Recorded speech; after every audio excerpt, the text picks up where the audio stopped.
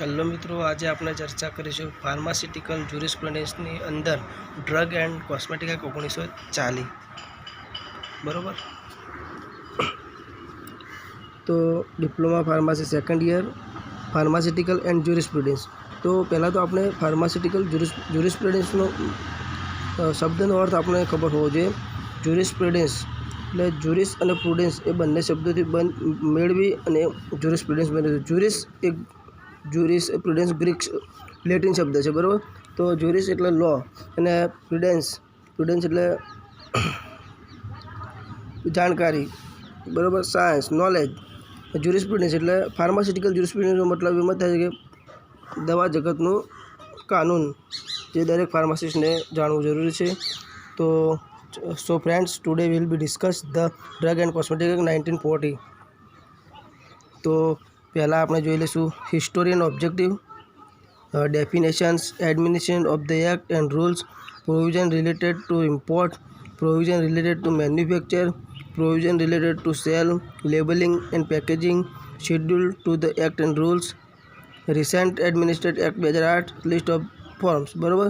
તો આમાં admission of the act and rules બધા કાયદા કાનૂન, પ્રોવિઝન રિલેટેડ ઇમ્પોર્ટ, તમારે ઇમ્પોર્ટ કરવાનું કઈ રીતે લાઇસન્સ મેળવવું, મેન્યુફેક્ચરિંગ કરવા માટે કઈ રીતે લાઇસન્સ મેળવવું, રિલેટેડ સેલ્સ તો કઈ રીતે તમારે લેબલિંગ પેકેજિંગ કઈ રીતે કરવું બરાબર। શેડ્યુલ આખું ચેપ્ટર અલગ છે। શેડ્યુલ આપણે જે અલગથી ફરી એક યુટ્યુબ ઉપર અપલોડ થશે બરાબર। તો શેડ્યુલ આવશે બધા કઈ રીતે કાનૂન કાયદા કામ કરવા બરાબર। લિસ્ટ ઓફ ફોર્મ્સ બરાબર। હિસ્ટોરી જોઈએ તો British misrules providing poor healthcare system to Indian citizens બરાબર। એટલે જ્યારે અંગ્રેજો ભારત ઉપર રાજ કરતા હતા ત્યારે તે ભારતીયોને બહુ ખરાબ ક્વોલિટીની દવાઓ આપતા હતા બરાબર। તેના લીધે ભારતીયો સ્વાસ્થ્ય સાથે નુકસાન થતું હતું બરાબર, અને સારી ક્વોલિટીની દવા તે રાખતા હતા બરાબર। તો observation made by drug inquiry committee, Indian medical association. તો ઓબ્ઝર્વેશન જ્યારે એટલે કે આપણે જે ભારતીય પાવરમાં આવ્યા પછી ઓબ્ઝર્વેશન કર્યું, ઇન્ડિયન મેડિકલ એસોસિએશન મીટિંગ કરી બરાબર। તો report in Indian medical gadget during 1920 અને 1930 બરાબર રિપોર્ટ કર્યો, અને 1940 ડ્રગ એન્ડ કોસ્મેટિક એક્ટ આપણે બહાર આવે બરાબર। તો 1945 તો 1945 rules under the act extended to all of India બરાબર। એટલે આ 1945ની અંદર તે વખતે 1945ની અંદર આખા ભારતમાં લાગ્યો, છોડી સિવાય જમ્મુ કાશ્મીરને, પણ હવે તે જમ્મુ કાશ્મીરમાં પણ લાગુ થઈ ગયો છે। હવે આપણે જોઈશું લિસ્ટ ઓફ એમેન્ડમેન્ટ। તો આપણે આ યાદ રાખવાની જરૂર નહીં, જીપેટની એક્ઝામ જેને આપવી હોય તે આપશે। એટલે એમેન્ડમેન્ટ એટલે સુધારા, ડ્રગ એન્ડ કોસ્મેટિક 1940માં કેટલી વાર સુધારા થયા, કઈ સાલમાં થયા બરાબર। તો આ છે ડ્રગ એન્ડ કોસ્મેટિક 1955, 1960, 1962, 1964 બરાબર, 72, 80, 95, 2008 બરાબર, આ સુધારા। તો ઓબ્જેક્ટિવ એટલે ઓબ્જેક્ટ શું છે બરાબર। તો to regulate the import, manufacturing, distribution and sale of the drug cosmetic through licensing બરાબર। તો આપણે એનો મિનિંગ જોઈએ તો આ બધી પ્રોસેસ માટે વેચવાનું હોય, ખરીદવાનું હોય, બનાવવાનું હોય, આ બધી પ્રોસેસ હોય તેના માટે લાઇસન્સ એ ઓથોરિટી માટે છે બરાબર। પછી બીજું manufacturing, distribution and of sale of drug and cosmetic by qualified person only. તો આમાં છે કે હવે આમાં છે એ ક્વોલિફાઈડ પર્સન, તેના લગતા જે ક્વોલિફાઈડ પર્સન હોય તે જ આમાં પાર્ટિસિપેટ થઈ શકે, D pharm, M pharm, B pharm બરાબર। To prevent substandard in the drug એટલે ખરાબ ક્વોલિટીને રોકવા માટે। To regulate the manufacture and sale of Ayurveda, Siddha and Unani drug એ સિદ્ધા, આયુર્વેદા, યુનાની સિસ્ટમને કંટ્રોલ કરવા માટે બરાબર। હવે આપણે to establish drug technical advisory board બરાબર, DTAB and drug committee DCC for allopathic and allied drug and cosmetic બરાબર। ટોપિક આખો અલગ થાય છે બરાબર। તો ડેફિનેશન્સ, તો ઓલ મેડિકેશન તેની આ બે સંસ્થાઓ છે, DTAB અને DCC, બરાબર. All medicines for external or internal use of human being or animals and cell substance intended to be used for or in the diagnosis, treatment, mitigation or prevention of the disease or disorder human being or animals, including preparation applied on human body for the purpose of the repelling insect like mosquitoes, બરાબર. તો આપણે એનો આ છે કે ટીમો છે, બરાબર. પહેલાં આપણે DCC DTAB જોઈ લીધું, બરાબર. આગળ તો એની વાત કરીએ તો આ ટીમોનું દવાઓનું સંશોધન અને નિયમ કાનૂન બનાવવાનું આ લોકો કામ કરે છે, બરાબર. તો આપણે જોઈ લઈએ કે ડેફિનેશન આ જોઈ લીધી ઓલ મેડિસિન્સ તો ફોર. તો એટલે દવા શું છે, બરાબર. આપણે ત્યારે લઈએ છીએ જ્યારે આપણા શરીરમાં કોઈ રોગ હોય, બરાબર.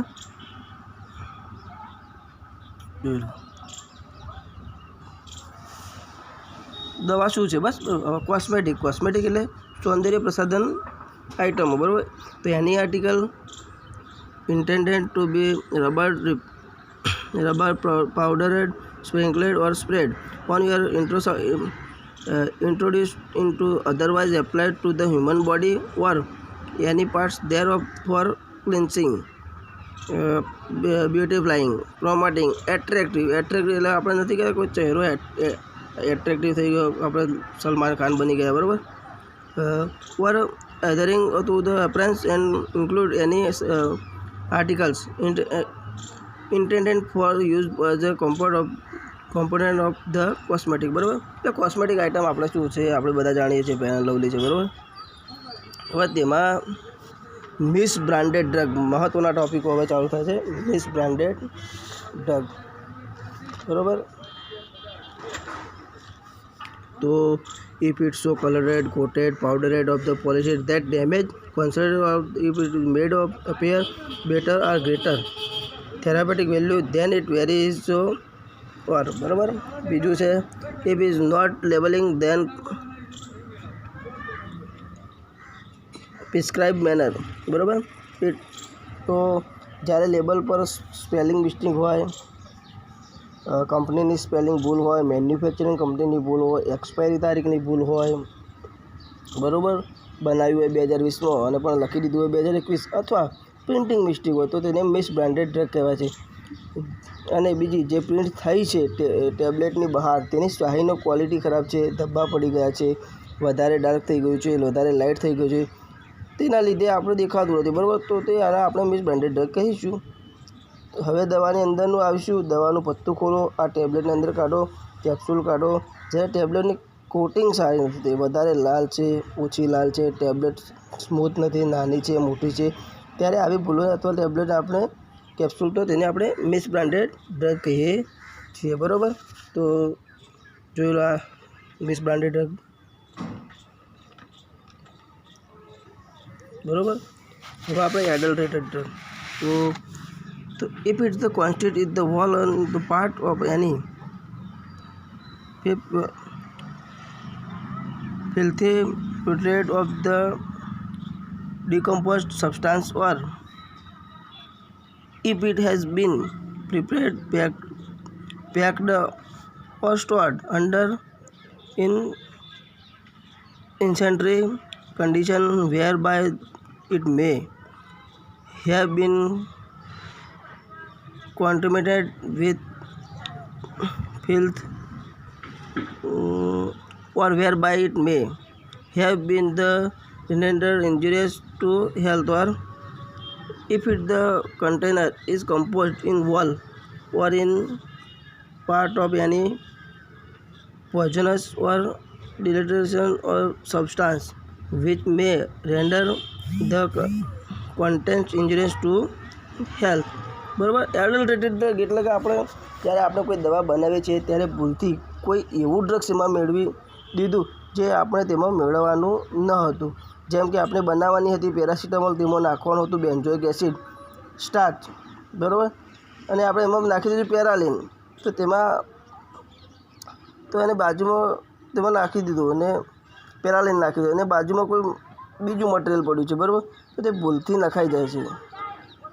જે આપણે વાસ્તવમાં જે નાખવાનું હોય છે તે ભૂલથી નખાઈ જાય છે, બરાબર. તો તેને આપણે કહીએ છીએ એડલ્ટરેટેડ ડ્રગ્સ, બરાબર. હવે આપણે વાત કરીએ સ્પુરિયસ ડ્રગ્સ. સ્પુરિયસ ડ્રગ્સ શું છે, બરાબર? તો if it is imported under an name which belong other drugs or if it is an imitation for or substitute for another drugs or resembles another drugs in a manner likely to devices or bears upon its label or contained the name of another drugs.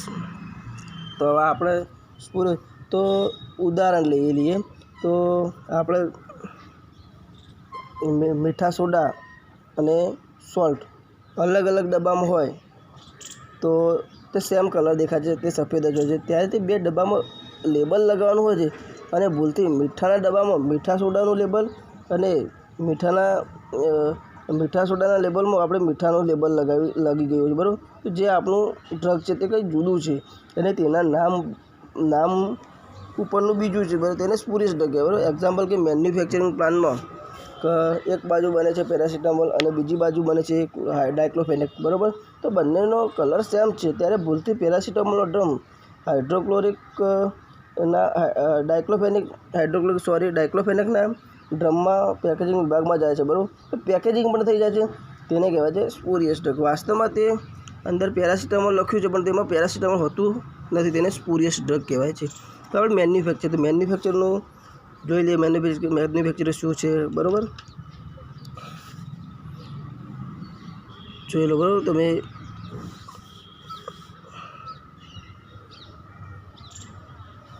બરાબર manufacturing શું છે તો બધાને ખબર છે, કહેવાની જરૂર નથી, બરાબર. Finishing, packaging, labelling, paper, otherwise, બરાબર. એટલે વ્યાખ્યા શું છે કે કોઈ પણ ડ્રગ હોય તો તેને કલ્ચર કરવા, ઓવરમેક કરવું, ફિનિશિંગ કરવું, લેબલ લગાવવું, તેને પેક કરવા, બરાબર. એને કહેવાય છે મેન્યુફેક્ચર. Patient પ્રેપરેટરી medicines. તો આ પણ શું છે કે દવા શું છે, બરાબર. A drug the which is the remedy or prescription patient in form the ready for internal or external administration of human being and animal which is the not including in the additional of the Indian pharmacopoeia for the time being or any other pharmacopoeia authorized in this behalf the central government. એટલે આપણા દવા શું છે, બરાબર. અમે ફાર્માકોપિયાની વાત કરીશું એટલે તમને બતાવી દઉં કે દરેક કન્ટ્રીનો પોતાના દેશનો એક અલગ અલગ ફાર્માકોપિયા હોય છે. આપણે છે ઇન્ડિયન ફાર્માકોપિયા, બરાબર. તમે ઘણીવાર જોયું હશે. તો કોઈ પણ દવાના પત્તા પાછળ લખેલું આઈપી એટલે ઇન્ડિયન ફાર્માકોપિયા, બીપી લખ્યું છે તો બ્રિટિશ ફાર્માકોપિયા, બરાબર. એ રીતે લખેલું હોય છે. એટલે કોઈ પણ એ બુક ઇન્ડિયન ફાર્માકોપિયા એ ભારતનું જે દવાઓના ડ્રગ્સના નામ લખેલા હોય છે અંદર, બરાબર. પોતપોતાની એક ફાર્માકોપિયા અલગ અલગ હોય છે.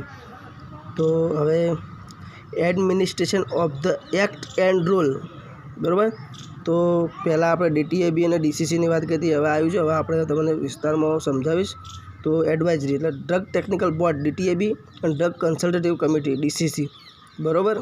અને બી એનાલિટિકલ તો central drug laboratory, drug central laboratory state અને ગવર્મેન્ટ એનાલિસિસ્ટ, બરાબર.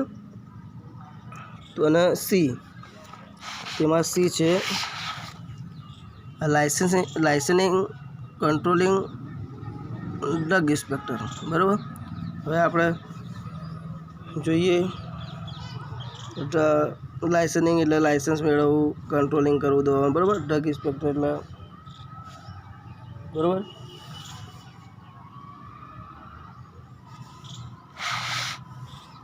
જોઈ લીધું. તો ડ્રગ ટેકનિકલ બોર્ડ ડીટીએબી અને ડ્રગ કન્સલ્ટેટિવ કમિટી એટલે આ બે કમિટી હોય છે, બરાબર. આ બે ટીમો હોય છે. આ બધા જે નિયમ કાનૂન બને છે તેમાં પોતપોતાની સલાહ આપે છે, સમજાવે છે કે તેનો મતલબ શું હોય છે, બરાબર. હવે એનાલિટિકલ એટલે કે તમારી ત્યાં કંપની છે ત્યાં છાપામારી થઈ છે તો ત્યાંથી ડ્રગનું સેમ્પલ લઈ તે સેમ્પલને સેન્ટ્રલ ડ્રગ લેબોરેટરી જશે ત્યારે ખબર પડશે કે ડ્રગ્સ સેમ્પલ સારી ક્વોલિટીનું છે કે નહીં, બરાબર. તો ભાઈ એક્ઝિક્યુટિવની વાત કરીએ, લાઇસન્સિંગની વાત કરી દીધી, લાઇસન્સિંગ મેળવવું, બરાબર. અને બીજું કંટ્રોલિંગ એટલે લાયસન્સ તો મળી ગયું પણ લાયસન્સનો ઉપયોગ બરાબર થાય છે કે નહીં બરાબર તે ચેક કરવા માટે આપણે લાયસન્સ મેળવી દીધું, મેડિકલ બનાવી દીધું, હવે મેડિકલ છે પણ આપણે વેચીએ છીએ આટો બરાબર. તો drug technical adviser board DTAB. હવે આપણે વિસ્તારમાં છે એક્સ ઓફિસિયો. તો એક્સ ઓફિસિયો શું હોય છે બરાબર DTABમાં? તો એક્સ ઓફિસિયો આ બોર્ડમાં 3 પ્રકારના મેમ્બરો બરાબર. તમે એક્સ ઓફિસિયો હોય છે, બીજા ઇલેક્ટેડ અને ત્રીજા નોમિનેટ. આપણે વિસ્તારમાં સમજીશું બરાબર.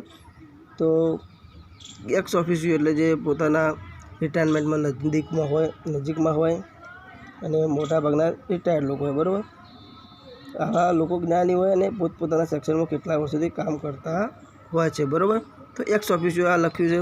તો director general of the health service કયા કયા વિભાગમાંથી આવે બરાબર એક્સ ઓફિસિયો તે જોઈ લે. તો director general of the health service, chairman drug controller India, director of the central drug laboratory, director of the central research institute, director of the Indian veterinary research institute, president of the medical council of India, president of the pharmacy council of India, director of the central drug research institute બરાબર.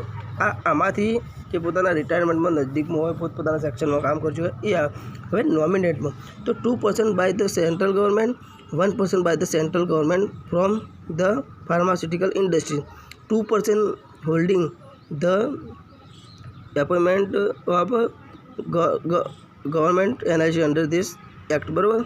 તો આપણે નોમિનેટમાં જોઈ લઈએ. તો નોમિનેટમાં સરકાર મોકલે છે, જેમાં 2 વ્યક્તિઓ છે જે સેન્ટ્રલ ગવર્મેન્ટમાં નોકરી કરતા હોય છે. સરકાર એવું ના હોય કે રાજકારણીને મોકલી દે, પણ તેને મોકલે છે જે આ ફિલ્ડમાં કામ કરે છે, તેને મોકલે છે જે રાજકારણથી કોઈ અલગ જ હોય છે તેવા લોકો છે, ફાર્મા ઇન્ડસ્ટ્રીઝમાં કામ કરે છે, સિપ્લા છે, ઝાયડસ છે, કેડિલા છે, એલ્કેમ છે બરાબર, તેમાં કામ કરતા તેવા લોકોને મોકલે છે. અને 2 લોકોને સરકાર મોકલે છે જે ગવર્મેન્ટ લેબોરેટરી એનાલિસિસ તરીકે કામ કરી ચૂક્યા છે બરાબર. હવે થઈ ગયું નોમિનેટેડ. હવે ઇલેક્ટેડ. તો આપણે ઇલેક્ટેડમાં જોઈ લઈએ. તો ઇલેક્ટેડમાં મુદ્દા ઘણા છે બરાબર. 1% to be elected by the executive committee of the pharmacy council of India.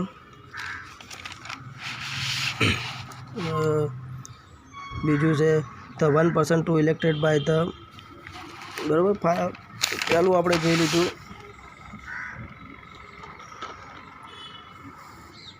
પહેલું જોઈ લીધું આપણે 1% to be elected by the executive committee of the medical counselling pharmacy counselling of India બરાબર. તો એક છે ફાર્મસી કાઉન્સિલિંગનો હોય છે બરાબર સભ્ય. બીજું તો 1% to be elected by the executive committee of the medical counselling of India. તો એક મેડિકલ કાઉન્સિલમાંથી આવે છે. બીજું 1 pharmacologist to be elected by the governing body of the Indian counselling of medical research બરાબર. એટલે ત્રીજો હોય છે ફાર્માકોલોજીનો ટીચર અથવા પ્રોફેસર હોય છે બરાબર. 1% to be elected by the central council of the Indian medical association, ચોથો માણસ બરાબર. તો ચોથો માણસ ઇન્ડિયન મેડિકલ એસોસિએશનનો પ્રોફેસર હોય છે બરાબર. અને 5મો જોઈ લઈએ. તો 1% to be elected by the council of the Indian medical association બરાબર. તો 5મા ઇન્ડિયન ફાર્માસ્યુટિકલ્સનો સરકાર એવું એમ કહે છે કે આપણા તરફથી ચૂંટણીને જાય છે બરાબર. ઇન્ડિયન ફાર્માસ્યુટિકલનો ટીચર હોય છે બરાબર. સરકાર આ લોકોને મોકલે છે બરાબર કે આ છે ચૂંટણી લડે છે અને જે વધુ મત મેળવે છે તે જાય છે બરાબર. હવે આપણે જોઈએ ફંક્શન, એનું કાર્ય શું હોય છે બરાબર. ફંક્શન તો to advise the central and the state government on technical matters, to be carry out the other functions as to by this act advise બરાબર. આ નિયમ કાનૂન માટે સલાહ આપે છે કે આમ છે બરાબર, આવું છે, સલાહ સૂચન આપે છે. હવે બીજી આપણે વાત કરીએ DTABની વાત પતી ગઈ. હવે ડ્રગ કન્સલ્ટેટિવ કમિટી DCC બરાબર. હવે આમાં જોઈએ તો it also an advisory body consulted by central government બરાબર. સેન્ટ્રલ ગવર્મેન્ટ બરાબર જોઈ લઈએ. આ બોર્ડનું કામ પણ સલાહ આપવાનું છે. એમાં 2 લોકો હોય છે બરાબર. તો એક સેન્ટ્રલ ગવર્મેન્ટના રિપ્રેઝેન્ટેટિવ હોય છે અને દરેક સ્ટેટનો એક રિપ્રેઝેન્ટેટિવ હોય છે બરાબર. હવે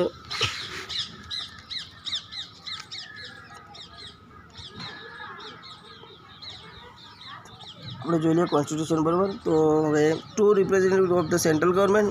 હવે વ્યક્તિઓ કેટલા હોય છે બરાબર કમિટીમાં, તો 2 representatives of the central government and 1 representative of the each state government બરાબર.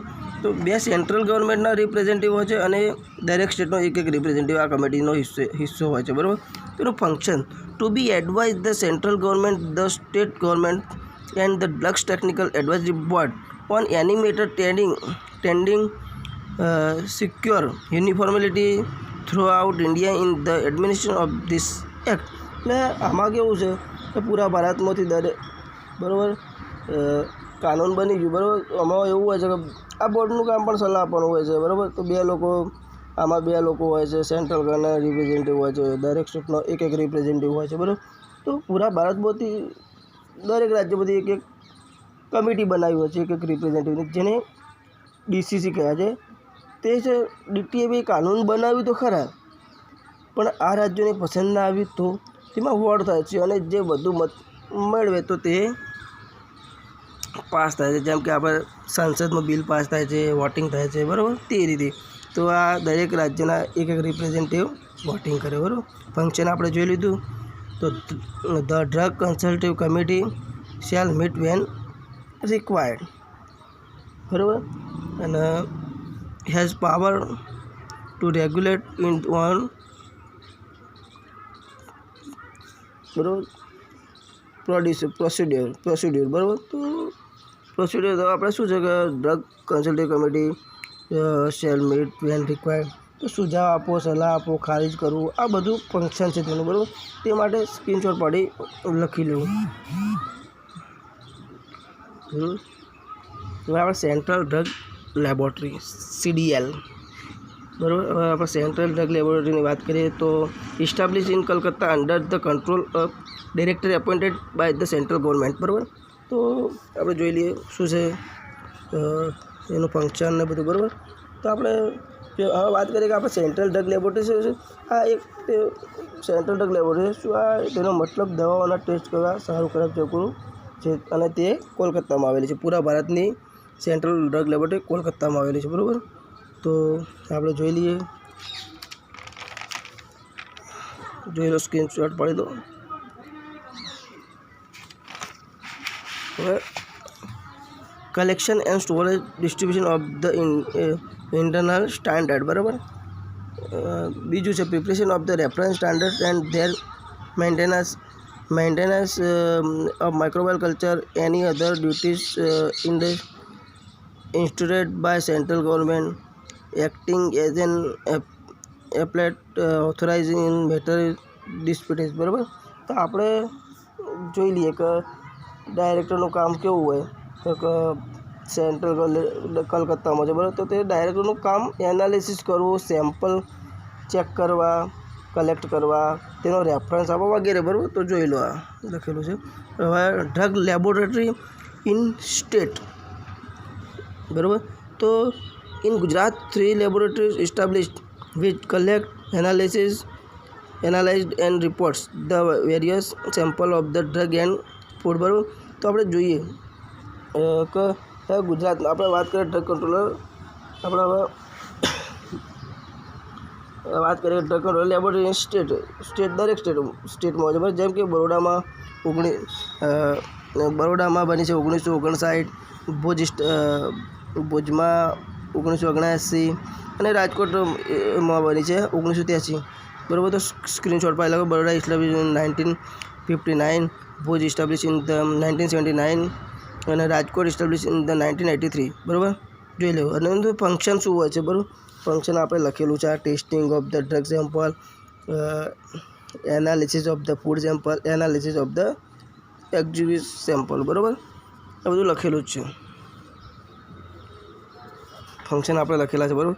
હવે આ ફાર્માસ્યુટિકલ જ્યુરિસ્પ્રુડન્સનો એક આ drug and cosmetic act part 1 છે બરાબર. બીજો પાર્ટ આપણે અપલોડ કરશું, તે ઘણો લાંબો છે એટલે આપણે ડબલ ભાગમાં બનાવ્યો છે બરાબર. એટલે આપણે કરશું બરાબર. તો તમે સ્ક્રીનશોટ પાડીને લખી લો બધું બરાબર. જય હિન્દ, જય ભારત.